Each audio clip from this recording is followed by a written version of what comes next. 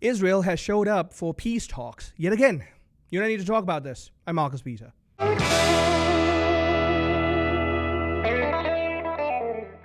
The Jews are history's most improbable survivors. Egypt enslaved them, Assyria scattered them, Babylon deported them, Persia schemed against them, Greece desecrated their temples, Rome razed Jerusalem, and medieval Europe expelled them repeatedly. Russia greeted them with pogroms, and then came the Holocaust that caused 6 million of them to be exterminated, with bureaucratic precision, mind you. By every statistical measure, this people, as homogeneous as they are, they should have vanished.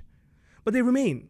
They're reading the same scriptures, they're praying in the same language, they're holding true to the same cultural heritage, and they're living again in the same ancestral land. Israel's reconstitution in 1948 was no colonial accident. And you and I need to get our heads straight about what's really going on here. It was actually covenant and necessity converging. Yes, you heard me say it right.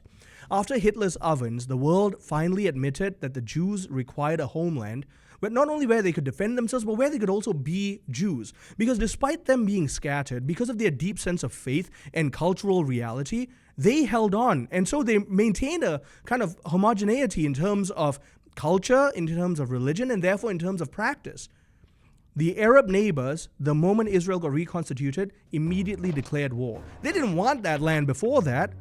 And so they failed in 1948. They failed again in 67. They failed again in 73. Decades of regional obsession with Jewish extermination has been accomplished with nothing. It really has. Besides confirming that Israel is a resilient nation and that the Israelis today, are a resilient people. Today's narrative of a displaced Palestine or Palestinian nation is on historical quicksand. It's nonsense. Palestine was a Roman spite word. It was a term that was invented in the 2nd century to erase any form of Jewish identity from the land after the Bar Kokhba revolt, when Rome essentially ousted the Jews from the land. There's never been a Palestinian king, a Palestinian parliament, or a Palestinian currency. So when the Jews began returning in the 19th century, they bought land from local Arabs, mind you, at extortionate rates. And these were local Arabs who owned the land but didn't do anything with it. They were absentee landlords. Mark Twain, visiting in 1867, he called it a desolate country, a silent, mournful expanse. Imagine that. Jewish settlers drained the swamps, irrigated the fields, and built towns. Arab immigration rose because of Jewish development. Because Jewish development created a hospitable environment that created jobs. And so the myth, the lie of a thriving pre-Israel Palestine is nothing other than nonsensical late invention.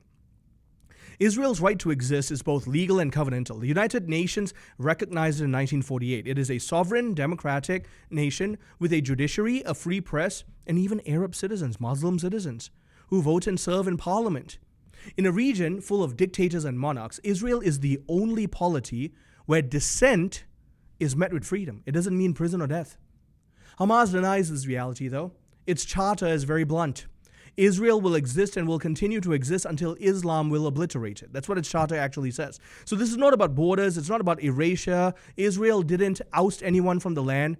Israel has made peace with Egypt and Jordan. It offered Palestinians statehood more than once, most notably at Camp David in the year 2000, only to be met with rejection and the Second Intifada.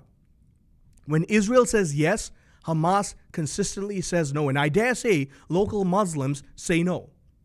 If Israel laid down its arms today, it would be butchered tomorrow. If Hamas laid down its arms today, peace would break out instantly in the Middle East. But despite this, Israel is being accused of genocide, a charge that's absurd on its face. Over 2 million Arab citizens live in Israel with full rights.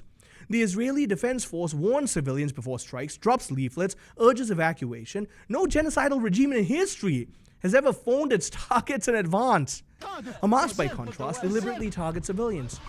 October 7, 2023 was proof positive. And yet, Israel has shown up to peace talks. Again. Netanyahu has agreed to a US-backed 20-point plan unveiled by President Donald Trump, promising a credible pathway to a Palestinian state. The American effort is serious, the symbolism is strong. But whether it succeeds depends not on Israeli resolve, but on Muslim cooperation, whether Hamas and its enablers abandon their obsession with annihilation. History tells us they will not, but Israel will still be there, showing up again. And so you and I need to be on the right side of this, at least morally.